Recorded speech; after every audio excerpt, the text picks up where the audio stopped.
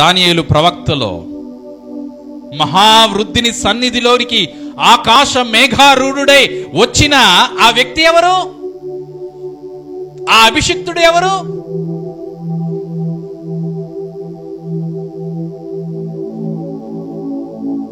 ఈ రాజులైతే ఇక్కడెక్కడ సింహాసనాలు వేసుకుంటారు, ఇక్కడెక్కడ. చెప్తున్నాను, దేవుని కుమారుడు ఎక్కడ కూర్చోవాలి చెప్పండి. ఇప్పుడు చెప్పండి మీరు, యేసుక్రీస్తు ఎక్కడున్నాడు చెప్పండి. ఇప్పుడు ఈ రోజు ఎక్కడున్నాడు? మన మధ్యలో ఉన్నమాట వాస్తవం. ఇంకా ఎక్కడున్నాడు అస్సలు ఆయన? ఇప్పుడు తండ్రి కుడి పార్శ్వమున ఆయన ఆసీనుడై ఉన్నాడు, నిలిచి ఉన్నాడు, ఆసీనుడై ఉన్నాడు. ఆశ్చర్యంగా ఉంది వారికి. వాళ్ళు అడుగుతున్నారు, ఇశ్రాయేలునకు రాజ్యాన్ని ఇకనైనా నువ్వు అప్పగిస్తావా? అంటే ఇక మీదటైనా నువ్వు ఆ రాజ్యాన్ని నువ్వు సంపాదిస్తావా? ఇక మీదటైనా ఆ రోమీలను నువ్వు జయిస్తావా?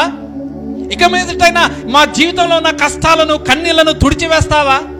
ఇక మీదటైనా మేము పడుతున్న వేదనను నీవు తీసివేస్తావా?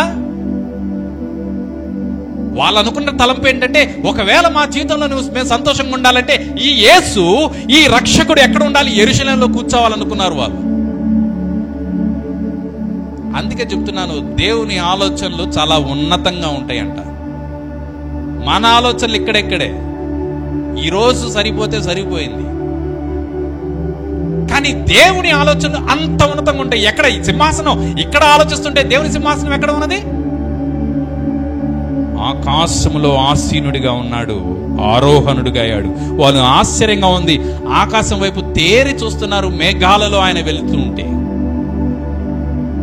పరిశుద్ధాత్ముడు దిగి వచ్చిన తర్వాత ఇవన్నీ వాళ్ళ జ్ఞాపకం వచ్చి ఉంటాయి. ఈ వాక్య భాగం, దానియేలు చదివిన వాక్య భాగం జ్ఞాపకం వచ్చి ఉంటుంది. పరిశుద్ధాత్ముని క్రియ అది. యేసు క్రీస్తుని పరిచయం చేస్తాడు, బయలుపరుస్తాడు పరిశుద్ధాత్ముడు. ఏంటిది?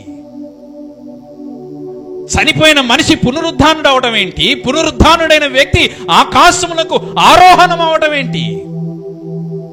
ఎవరి వ్యక్తి? వాళ్ళు చెప్పగలుగుతున్నారు, యేసే క్రీస్తు.